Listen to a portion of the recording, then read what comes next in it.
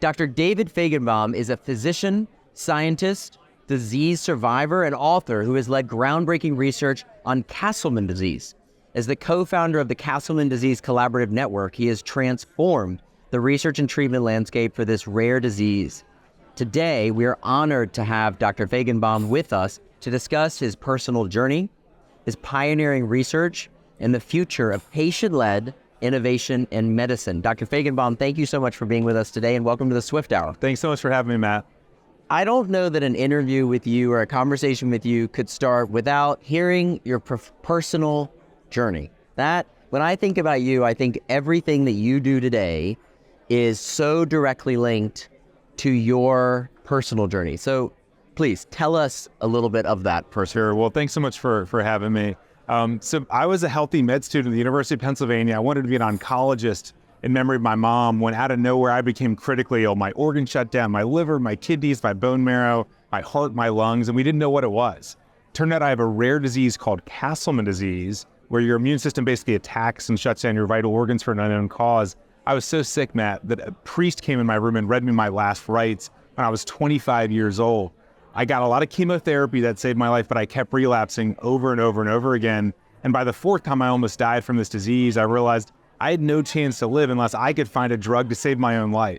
And so I went on this journey to try to figure out what was killing me, what was going wrong inside my immune system, and then is there a drug out there that already exists that could maybe treat me?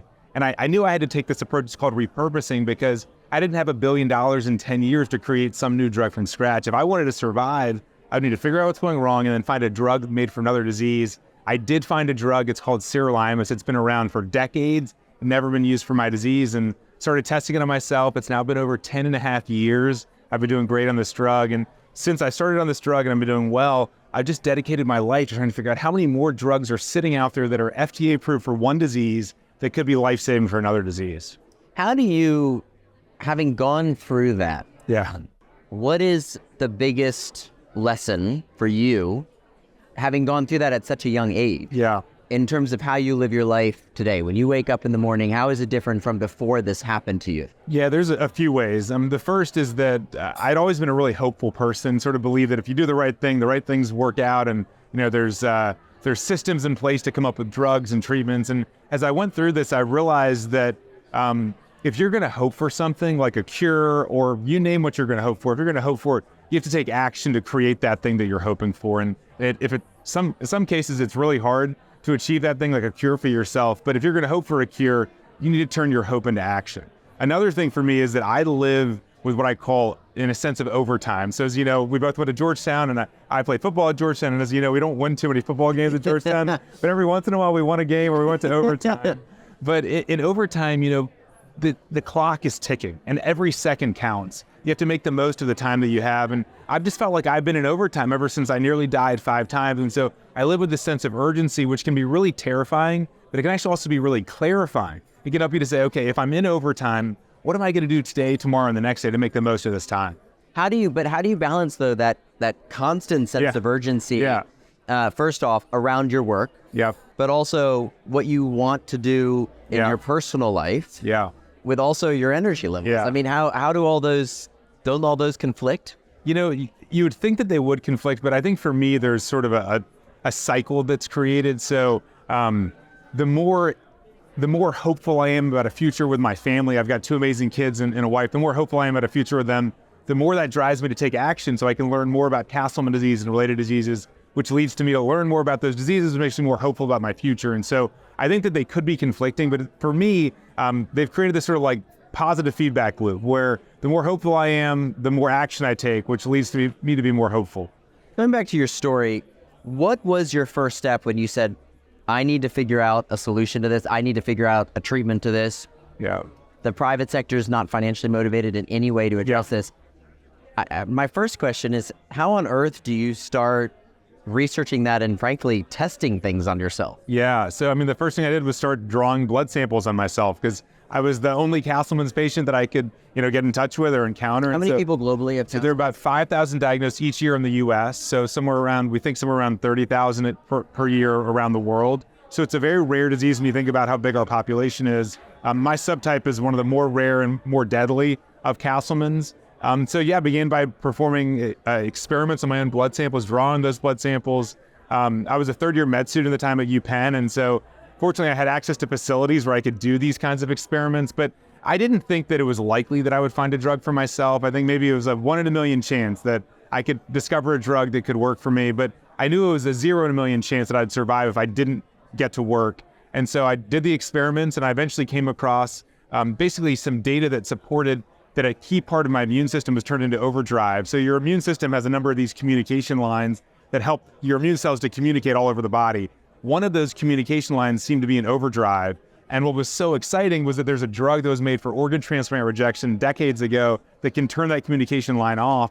And so I'm sitting there looking at the data, I'm saying, okay, I have Castleman's and it involves this communication line. This drug over here turns it off. It's made for something else, but what if I could just use this drug over here for my disease? And again, I didn't know if it was likely to work, but I started testing it on myself. And like I said, it's been years. And this has just opened my ideas to your point around the private sector, the fact that there's this massive market gap that exists. So for rare diseases like Castleman's that affect a few thousand people, we're not necessarily a profitable opportunity to go after. And importantly, at the same time, 80% of all approved drugs, like the one saving my life, are generic. So there's no profit motive for a drug company to find a new use for an old generic drug. So 80% of the drugs at your CVS, no one's doing any research to find new uses for them. And so this is this massive market gap. You've got rare diseases, you've got basically non-profitable drugs, and no one's doing the work to match them together. So then let's talk about the business case or business element of this. Yeah. Give me numbers. What kind of scale are you currently at with your initiative to do this? Sure. So we launched a nonprofit called Every Cure 2 years ago, and the goal of Every Cure is to address this market gap. It's to build a biomedical data set and an AI platform that will predict the likelihood of every single FDA-approved drug, all 3,000 of them, to be able to treat every single human disease, all 20,000 human diseases. So we calculate a single score using this AI platform, and now you have a rank ordered list of what are the great opportunities out there, what's the next sirolimus for Castleman's, or you name it. And then from there, we then work with government agencies like ARPA-H, which has funded the build of our platform, and philanthropic organizations to say, for between $1 and $5 million, we can prove out that this rare form of autism can be cured or at least treated to a significant extent with this really inexpensive drug. And like I said, for only $1 to $5 million. Now, there's no upside. No one's going to make any money off of a drug like leucovorin that's cheap and old and generic. But if you put a small investment in, we can help a lot of people. Long term, where do you want to be in 5 years with this initiative? What's the win? So in 5 years, this may seem, at least from my perspective, like a dream or maybe too ambitious, but we would like to have between 20 and 25 drugs that we've repurposed for 20 to 25 diseases that don't currently have any. And so that's taking a drug that's approved for one thing and finding a new use in these diseases and being able to treat millions of patients with existing drugs. And there's so many opportunities out there. The more and more we use our AI platform to find opportunities, we're blown away. Arginine for sickle cell disease, leucovorin for autism, propranolol for ovarian cancer. These are drugs and opportunities where the data actually, in many cases, already exists. There's already research suggesting that they would work, but there's no motive to do the further work to make it definitive. And so we think we're going to be able to help a lot of people with drugs that are accessible and diseases that are really horrible. Where does patient-centered advocacy play a role in your focus here? Well, you asked earlier on sort of how has my experience changed who I am. I mean, the urgency that I have to think, okay, every time I walked past the CVS when I was sick and I was dying for my disease, my drug was in there, but we didn't know. No one in the whole world knew. And we eventually uncovered it and saved my life. So every time I walk past the CVS, all I think is how many cures are sitting on that shelf in the CVS, and all we have to do is prove that they can work in another disease, and a doctor can write a prescription for that drug off-label. 30% of all prescriptions in the US are off-label. So doctors are already prescribing drugs for diseases they're not intended for, but there's never been an entity like ours. Which, by the way, is allowed. Totally allowed. Completely allowed. 1/3 of prescriptions are off-label. And so what we want to do is to systematically look for all of those other opportunities for potential off-label use and generate the evidence, the data that's needed so that we're not just doing things, without data. It's all about generating the data so that patients can benefit from the cures that are on the shelf. That is, I can't even put into words the urgency that I feel. I mean, I passed by a Dwayne Reed on the walk here to see you today. And again, just think there are cures in there that are just waiting to be unlocked. Have you gotten pushback from the pharmaceutical industry? We haven't gotten any pushback from the pharmaceutical industry. What we haven't been able to figure out yet is the best way to work with them on all of these old generic drugs. So as I mentioned, 80% of approved drugs are generic, which means no one's doing any research on them anymore. I have a belief, and we're eager to work with companies to make this a reality, that for those drugs that are generic and where the data is sitting within big companies, that if we can figure out a win-win where they can share the data with us on the other diseases they thought about but never pursued, and maybe we can share insights on their new drugs that aren't yet approved and other diseases they may be able to work in, that we can create a win-win where society can actually benefit from all of the hard work and effort that went into making those drugs, but really to get that last bit of untapped potential. Have you gotten pushback from the medical community more broadly, doctors? Yeah, there's definitely pushback. I think that when you talk about repurposing, there are just some incredible success stories. So many of us have heard about how Viagra was repurposed from heart disease to erectile dysfunction, but most people don't realize it was also repurposed for a rare pediatric lung disease. So kids were dying before they reached teenage years from a horrible lung disease. They take Viagra and they can live full lives. And so a lot of people are aware of success stories like that. But what a lot of physicians are not aware of is how the lack of systematic research that's done to figure out things like that. Like that was just a doctor in Texas who was like, hey, I wonder if this drug for erectile dysfunction could treat these kids that I'm taking care of who are dying. And he just did it, and it saved a bunch of lives. But it was so random, and that's what we want to get rid of. We can't just hope that some doctor is going to come up with some idea. Let's be systematic about this. And I think that a lot of us in the medical system, I certainly was this way before I got sick, we just sort of believe, like when billions of dollars are thrown at problems and you've got thousands of people thinking about challenges like this, of course we're going to figure out solutions. But what I've certainly learned is that that's not going to happen unless you create the right systems for it. Your personal journeys played such an important role in what you've done in your life, that moment that moment when you were 25 years old. That's right. Defined what you then went on to do.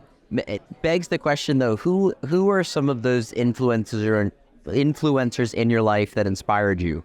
A couple people immediately come to mind. So first off, my mom, she passed away when I was in college, when I was at Georgetown, actually. But the life she lived before that was just so amazing. The way that she battled cancer, the way that she lived well before her cancer, just inspired me so much. It's almost 20 years now since she passed, but still think about her every day. Another person is the former dean of the medical school at the University of Pennsylvania. His name's Arthur Rubenstein, just an incredible pioneer in biomedical research. He made some key discoveries with type 1 diabetes, went on, of course, to be the dean at Penn. And he's just one of these values-driven leaders where I can sort of always predict exactly what decision he's going to make just because I know what his values are, and he's so consistent. And so I'm very fortunate. I've been able to meet with him every Monday for the last 12 years. I went to him 12 years ago when I was relapsing with Castleman's, and I said, I've got this deadly disease and I want to dedicate my life to trying to find cures for it. Will you support me? And he said, David, I'll support you however you need. Let's start talking on Monday. And it's been every Monday for 12 years.